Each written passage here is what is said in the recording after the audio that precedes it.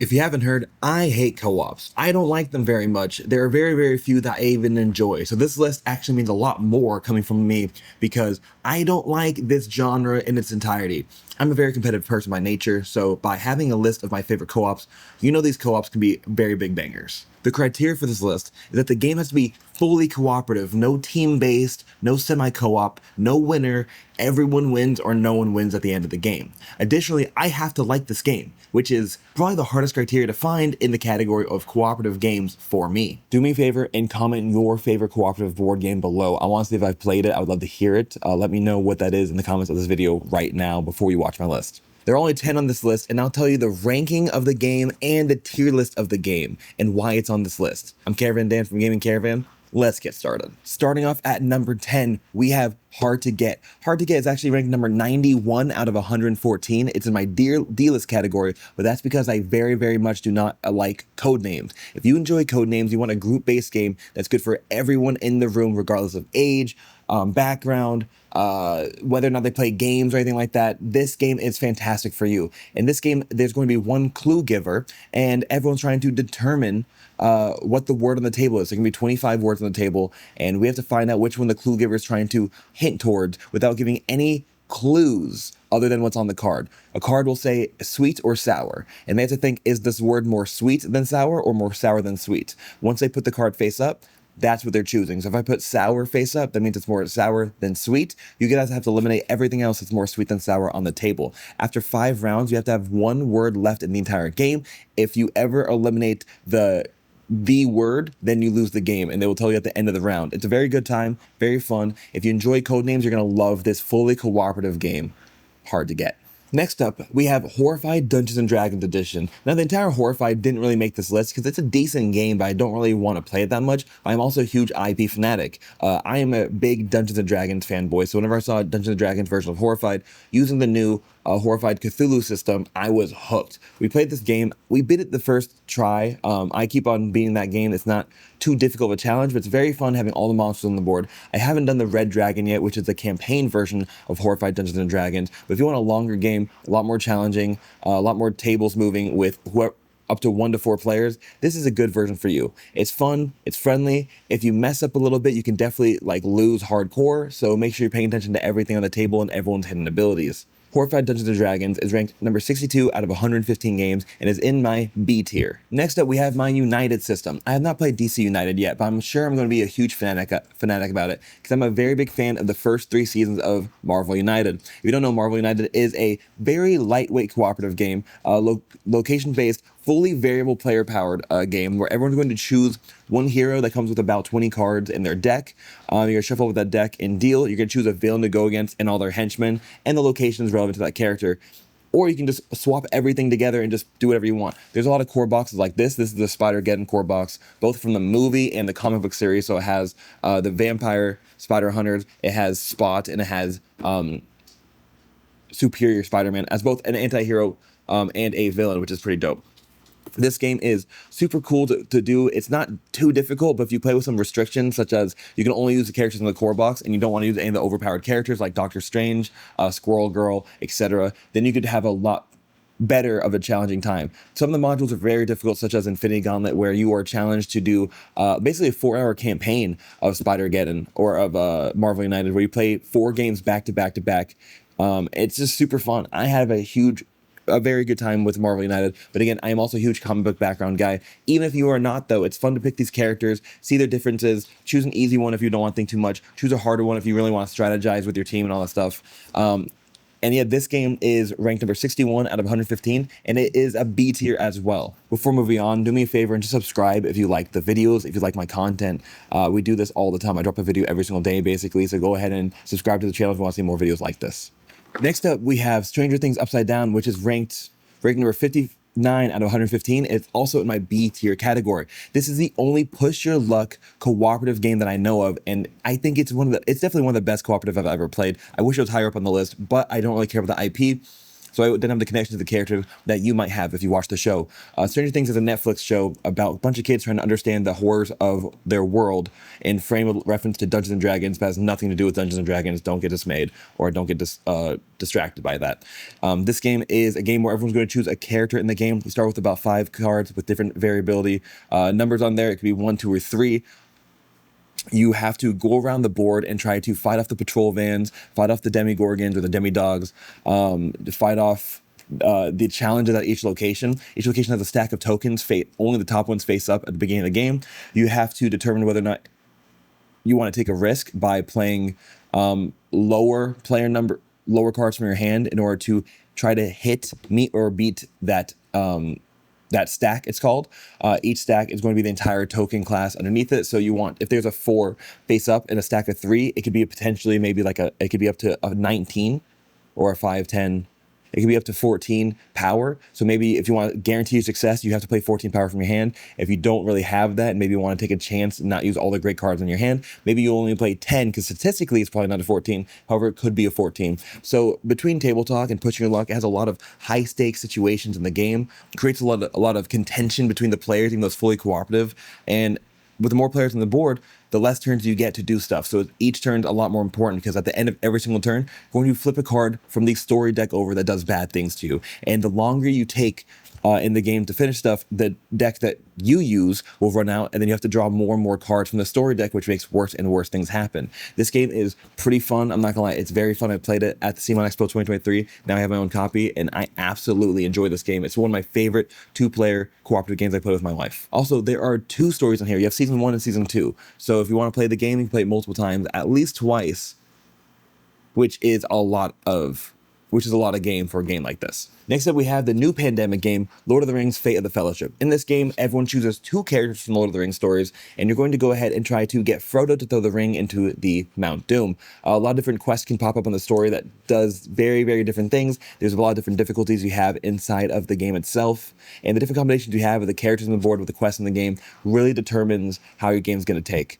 We played on the lightest difficulty possible, which was pretty easy. However, it's one of those games where if you make a mistake, if you don't pay attention to certain things, you could definitely get screwed up along the way, which I like because in cooperative games, you really need to pay attention. Everyone needs to be engaging with each other. I don't like games where there's an alpha player available to it, and technically Pandemic is one of those games, but because of all the player powers on each character, the different combination of characters, as long as you don't memorize each character and tell people, oh, well, you have Frodo, you can do this and that. You have Samwise Gengi, so you can do this and that. Then it's a good game. There's a lot of things that happen on the board. Everyone has their own quests that they need to do based on the location that they're in. And there's a slight push your luck element to this because the combat's done with dice for the most part. And then the way that the enemies progress has a new version based on the backs of the cards next on the deck. You'll understand when you play the game, but overall, I think it's a pretty unique gameplay. I did it before we buy a video on this. If you want to go ahead and check that out in the comments and description of this video, you'll understand my full take on this game, but I very much enjoyed this. Fate of the Fellowship is ranked number 48 out of 115, and it is a B tier as well. So without further ado, let's go ahead and get these big box games out of the way. Oh, it's hard to do with one hand. Okay, we have Bloodborne, the board game. Now, I love Bloodborne, the card game. That's a semi-cooperative game where there is a winner at the end. And I do rank that higher than this game. However, as far as cooperative games go, this game is pretty high for me. Bloodborne is ranked number 27 out of 115, and it is one of the highest B tiers I have in this category. Bloodborne, I enjoy this game. One of the main reasons it's actually ranked lower than I think it should be. The gameplay mechanics are pretty dope. Everyone has a starting character with unique weapons. The weapon you have, you're able to flip it to either side to charge up the weapon or transform the weapon to have cooler abilities on the other side. However, the takeaway is basically whenever you use a slot on your weapon, once it completely fills up, you have to take a turn to flip it on the other side. Very challenging game because every time someone dies, that's one of the main times you go to Hunter's Dream, but you progress the Blood Moon. After every Blood Moon, the board completely resets. No matter how many enemies you killed, no matter how many things you got done, they all come back, they heal up. It's very difficult, and you do not. After, I believe, 4 Blood Moons, the game's completely over, and sucks to suck. You only reset the Blood Moon board whenever you complete one of the chapters in an act, I believe. There's a bunch of different stories on here. There's 3 acts per story. Even the base game alone has like 5 different locations and a lot of different ways to progress through those. I did Old Yarnum. That's one of my favorite storylines. You do meet I believe Durja it is, who is the hunter at the top of the walls in Old Yarnum. Anyways, the gameplay is dope. The characters are fantastic. The models are cool. But again, the main issue I have with this game is the fact that in the story, if you care about Bloodborne, it's a gothic horror Cthulhu type game, and the characters are written not, first of all, canon to the game whatsoever. This is not completely canon. It's more of a loose fanfic interpretation of what the game could be in the backgrounds of before the start of the timeline in Bloodborne. But overall, the characters are written so weirdly. Like they don't use the same the same word, the same diction that they used back then. Basically, back then, it's like, whoa, hello, passer, travel by. But here it's like, oh, hey, friend. I'm like, dude, that's not how they spoke. Why would they say hey? That's not really how they interact with each other. So other than that one main detail being skewed for me, this game is mechanic-wise fantastic. And if you don't really care about the IP, you want a good story-based campaign for 1 to 4 players, this is a good one for you. Very challenging. Again, Bloodborne is ranked number 27 out of 115, and it's a B tier. If you like the video so far, don't forget to like this video and give us a hype. The hype really changes how YouTube pushes our video, and we really, really would appreciate getting a hype.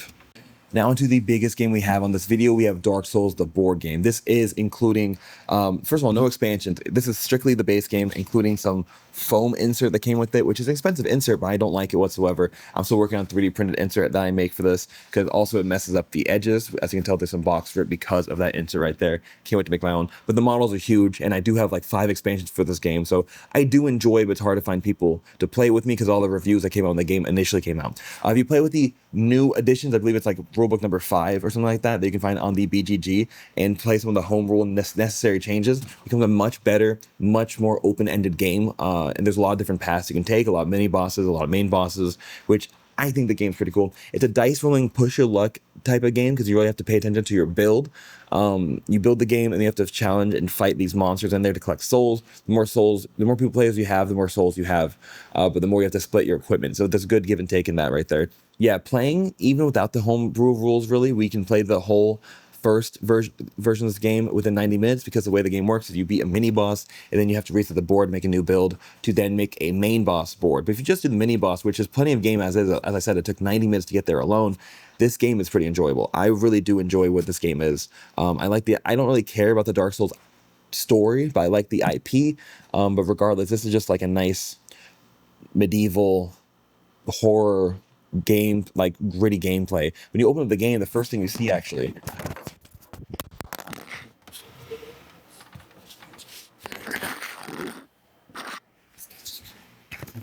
one of the first things you see actually is you died, which is very fitting for the gameplay. It just lets you know exactly what's what, and I think that's pretty dope.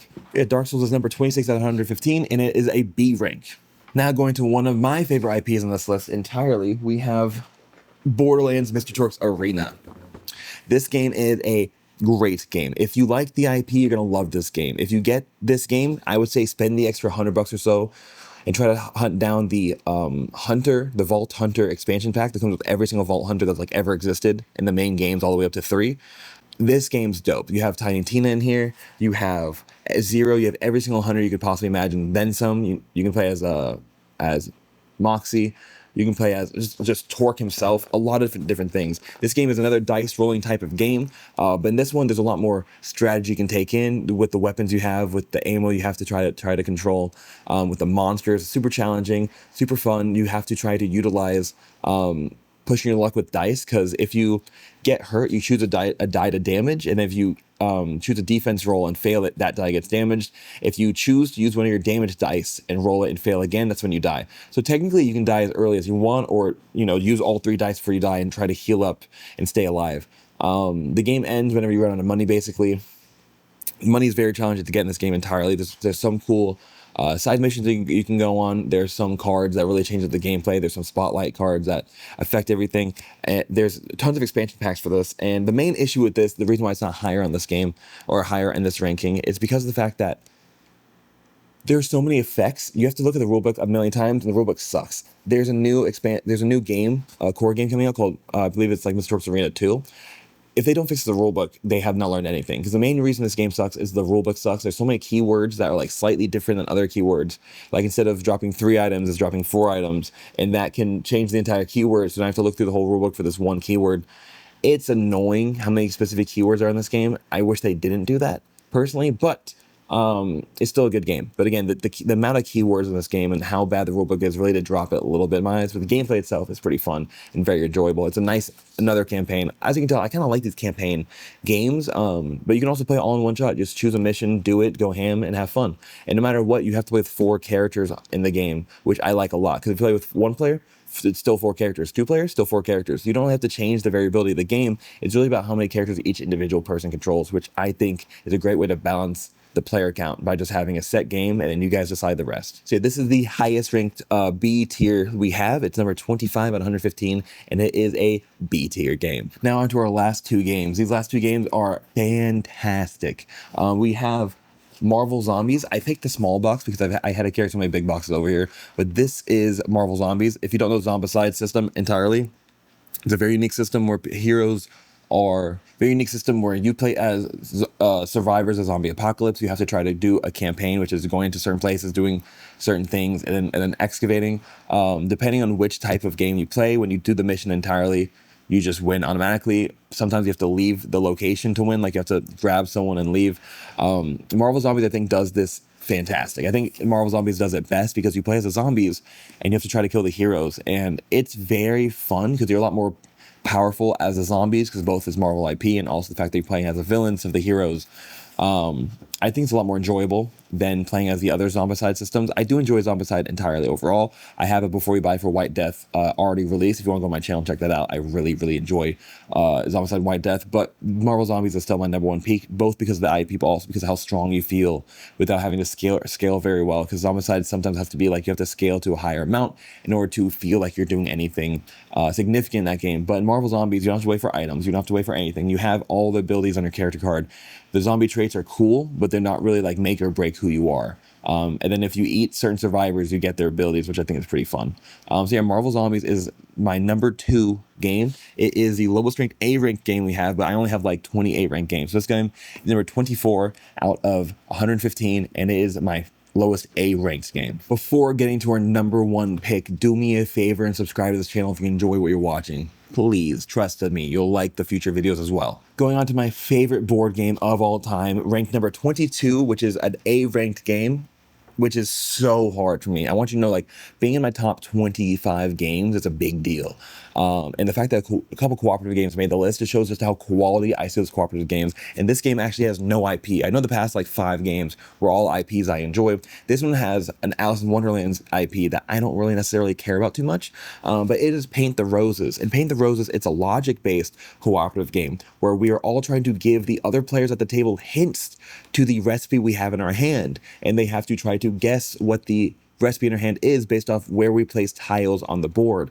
That is very important. There are easy recipes that you can choose from. There are medium recipes you can choose from. There are very difficult recipes you can choose from. There are shapes, like the decks of cards shapes, the diamonds, the clubs, the hearts, the spades. There are the colors, you know, red, white, blue, yellow, white, I don't know, black, some other colors.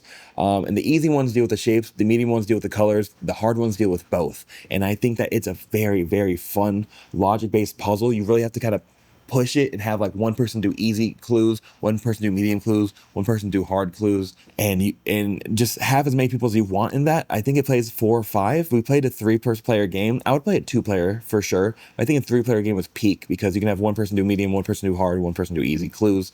I really enjoyed the play style of this game. It was very tight. If you made a mistake, the queen chased you. The point of the game is the queen was trying to off with your heads, and if you mess up enough, she's gonna catch up with you and, you know, cut off all your heads. But you want to try to escape basically and run away. There are a few expansions for this game as well. I don't know what the expansions do at all, but apparently they add more gameplay, which I'm a huge proponent of for this game specifically. If you like Alice in Wonderland, if you like logic-based games, this is the game for you. That's everything for our videos today. Thanks for watching. Thanks for participating. I would really appreciate if you joined the channel if you'd like with the videos you saw. If let me know what listicle you want to see done next. We do a video every single day and we drop it at 9 p.m. EST so you can watch it live premiere with us in the community. That's it. Peace out. Have a great day. God bless. And I really hope to see you at a table soon.